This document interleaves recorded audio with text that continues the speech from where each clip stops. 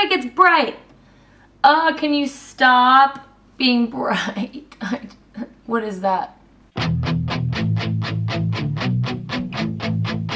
Hey everybody, what's up? So there's this video going around and it's kind of like a tag, but kind of not. It's more of a self-reflection thing. And as you can tell from the title, it's called Dear Me. And it's a letter to your past self, your 13-year-old self, your 16-year-old self. I thought I would join in because as a kid, I don't know if anyone else does this, but I would talk to my past self to calm myself down and be like, hey, don't worry, past self, it's fine, you're fine. Or I'd talk to my future self and be like, am I home safe, whatever, like, is this okay, blah, blah, blah. I know it sounds crazy, but I just did it. So today, there's a spider up beside the camera. Cool. Today, my letter will be to my 16-year-old self. So here we go. Dear 16-year-old Geneva. Hey, I know that right now you are gangly as fuck and you have bad skin and you look really awkward and you're super duper skinny and you don't know how to do makeup well.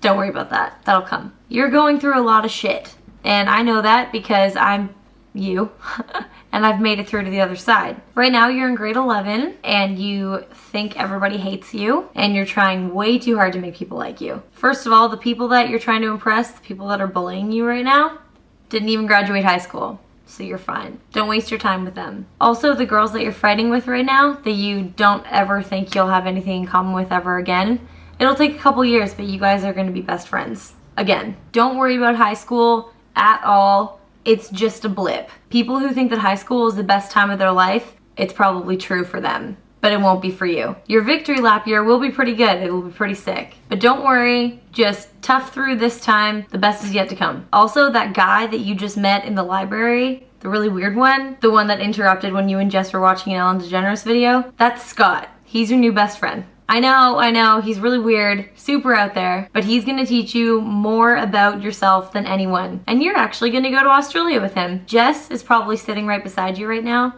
Don't take her for granted. It's easy to do that when someone's always there for you, but don't. She is always there for you. Oh yeah, and you've just started dating this guy, and you probably think you're gonna marry him, but you're not. It'll take you a couple years to realize, but you're not. And that's okay, you have bigger and better things waiting for you. My advice to you is to stop worrying about what other people think.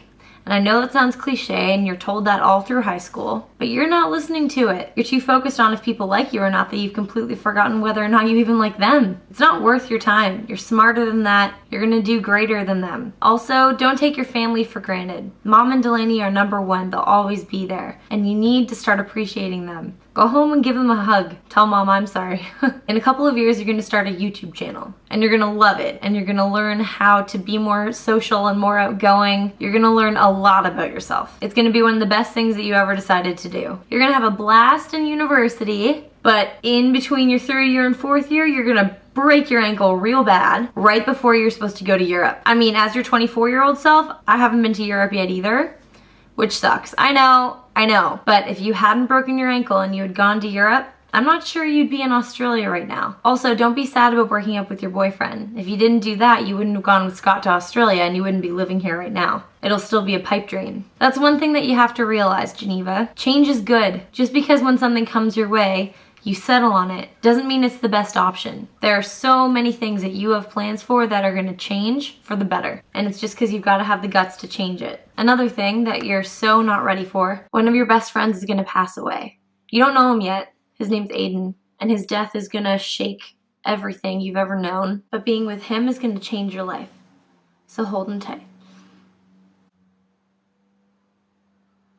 The same year that you were with him, and also the year after, 2013, 2014, I mean, those are the last 2 years for me, but those are gonna be the biggest years of your life. You're going to make so many decisions for yourself that'll better yourself, and you're gonna change from, night and day to be the best you can be. You're still working on it, but you've come so far, and I know you can do it. I mean, right now you got high school, and that sucks, but right past that, you're just gonna see everything you're capable of and realize that you can literally do anything.